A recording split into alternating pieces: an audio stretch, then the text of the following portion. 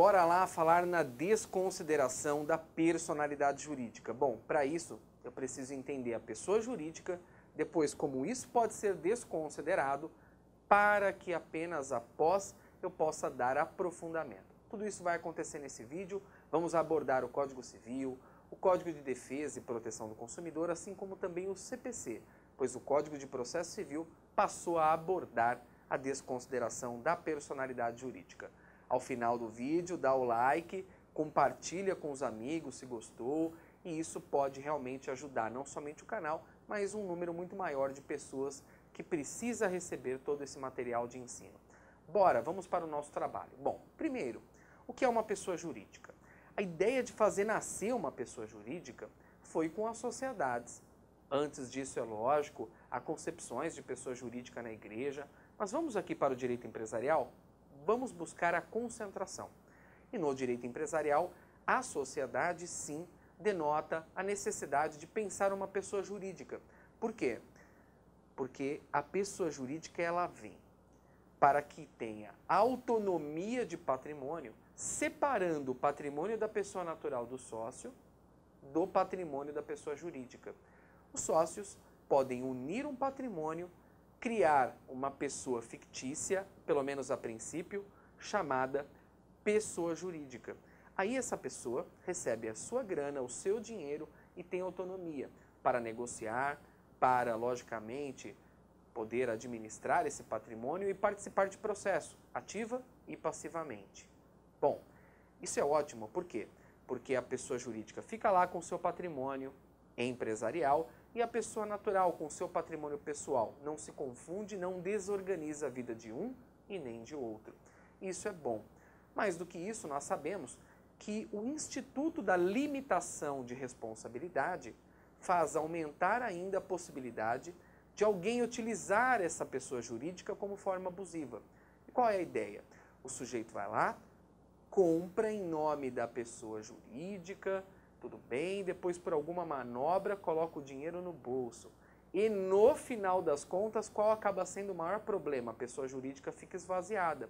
Isso é uma fraude. Por quê? Prejudica credores e promove enriquecimento ilícito. Tá, professor, mas por que dizendo tudo isso?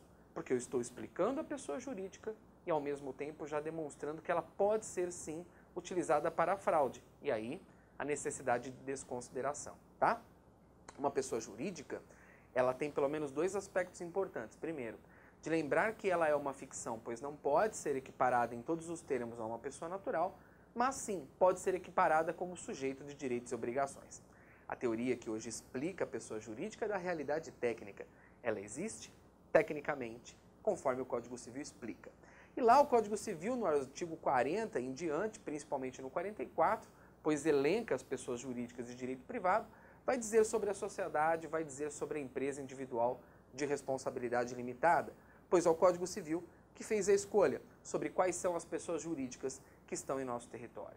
Ótimo, já compreendemos o que é uma pessoa jurídica, já sabe bem que ela se separa da pessoa dos seus sócios, tem uma realidade técnica para sujeito de direitos e obrigações e, logicamente, poder administrar esse patrimônio. Daí, a gente já consegue seguir adiante com o nosso vídeo. Bom, e para isso, eu já quero oferecer a ideia de desconsideração. Por quê? Porque em 1827, opa, quase escorrego aí, em 1827, nós temos um caso importantíssimo, pois ele define como é que vai ser a desconsideração. Esse caso é o Solomon versus Solomon Company. Esse sujeito cria uma sociedade com esse nome, anônima de capital fechado, com uma série de sócios laranjas. Ou seja, é uma sociedade cítrica, porque tem muitos laranjas, acredito que até em número muito grande. E aí dá para falar até em sócios cítricos com relação a outras frutas que produzem muito mais vitamina C. Mas vamos lá. A ideia importante aqui a ser considerada é realmente o porquê do sujeito chamado Aaron Solomon ter criado a Solomon Company. A intenção desse sujeito era prejudicar credores, por quê? A Solomon Company comprou muito, mas ao final das contas não pagou os credores e a grana foi parar no bolso do Aaron Solomon. Tudo bem, porque a primeira instância inglesa entendeu que seria o caso de responsabilizar o patrimônio pessoal dele. A Corte de Cassação não foi diferente. Mas a House of Lords entendeu de um outro modo. Entendeu que o princípio da autonomia patrimonial era absoluto. Portanto, só era possível cobrar a pessoa jurídica e os credores acabaram percebendo que a picaretagem ficou prestigiada. Bom, várias doutrinas começaram a surgir no mundo todo para dar solução a isso. E Rubens Requião trouxe para o nosso país, no finalzinho da década de 60, no começo da década de 70, em 69, ele já começa a relatar sobre a desconsideração. E aí é uma teoria, por quê? Trazida pela doutrina para que a jurisprudência começasse a trabalhar. Ótimo. Situações que envolviam hipóteses fraudulentas começaram a ser desconsideradas pela jurisprudência. Bom, em 1990, nós recebemos a desconsideração no nosso Código de Defesa e Proteção do Consumidor e em 2002 no Código Civil. Como funciona a desconsideração nesses dois sistemas? Primeiro eu vou falar do que se considera a teoria maior e está no Código Civil, pois ali se percebe o abuso da personalidade jurídica em dois termos, um objetivo, que é a confusão patrimonial, e o outro subjetivo, ou seja, o desvio de finalidade, e ali já se opera também a fraude, porque uma sociedade, ou mesmo a ERELI, ela deve ser concebida, essas duas devem ser concebidas para fins lícitos e não fraudulentos. Desviando a finalidade, subjetivamente, visualizamos ali a figura da fraude, a intenção de prejudicar credores e o enriquecimento ilícito.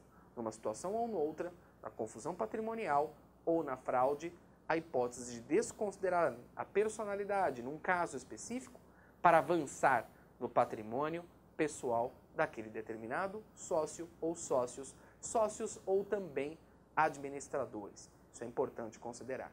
Isso é acidental, eventual, não é o fim, não é a extinção da pessoa jurídica.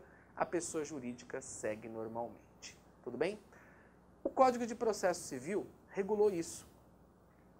E regulou para mostrar que temos agora um incidente da desconsideração da personalidade jurídica lá na parte de intervenção de terceiros. Realmente é assim que se dá.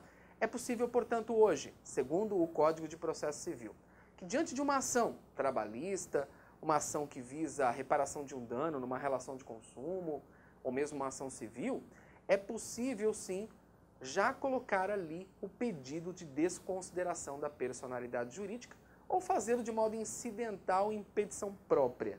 Não interessa o momento e a fase do processo, se conhecimento, se cumprimento de sentença ou mesmo execução de título extrajudicial. É possível sim.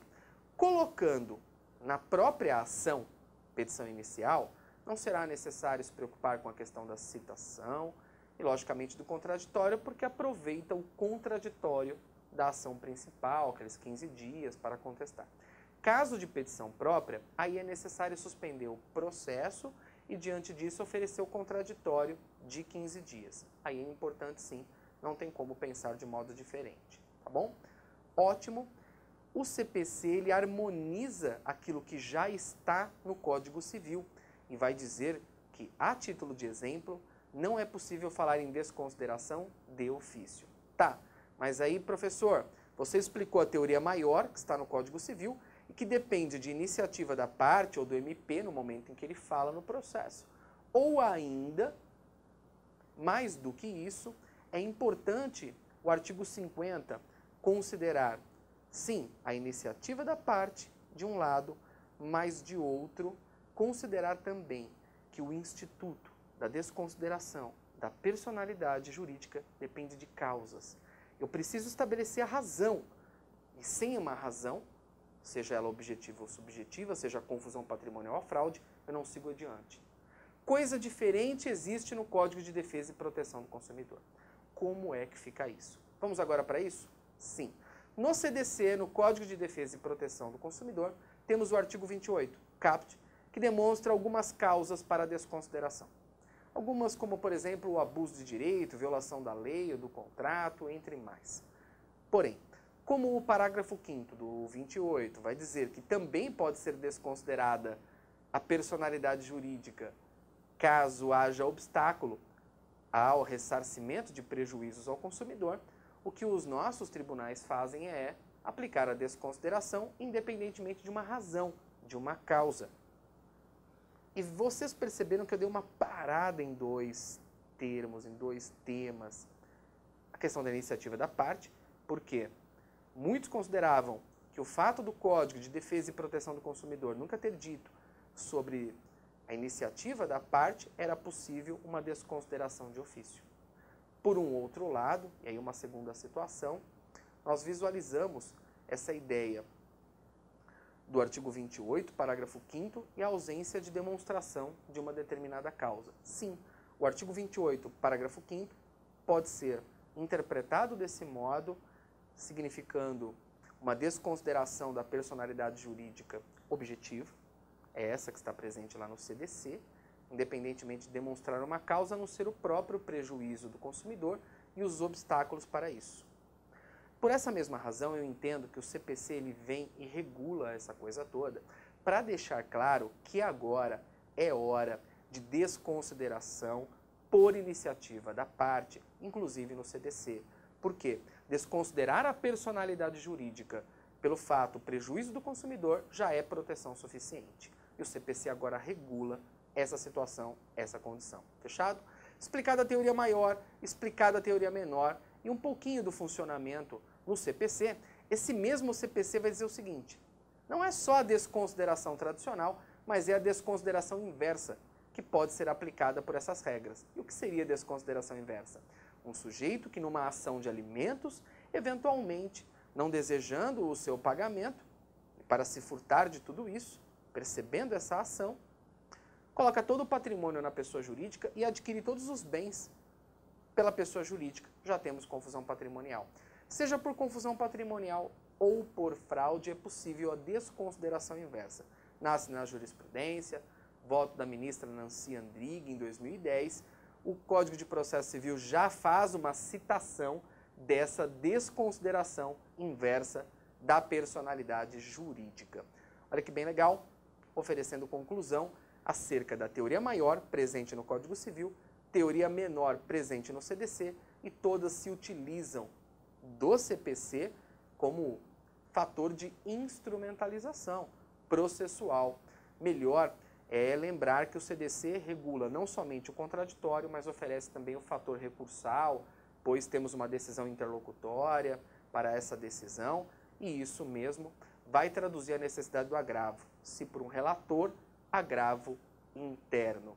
Uma questão que claramente vai polemizar é a ideia de incidente de desconsideração da personalidade jurídica, lá demonstrado no CPC, quando mera petição. Mas, quando aproveitada a petição inicial na ação, para falar da desconsideração, talvez não estejamos diante de incidente. E a pergunta que fica é, o juiz não vai falar incidentalmente sobre isso? E se ele não fizer e eu precisar de uma urgência na desconsideração, posso me utilizar das tutelas provisórias especificamente de urgência? No meu modo de entender, sim. Sendo possível aplicar o Instituto da Desconsideração e o Instituto das Tutelas de Urgência a essa questão. Mas muito ainda vai seguir. Espero que vocês tenham gostado, que tenham conseguido aproveitar bastante esse material, esse vídeo que eu coloquei aí à sua disposição. Dá o like se gostou, segue o canal, clica na sinetinha e compartilha bastante o máximo que você puder. Valeu!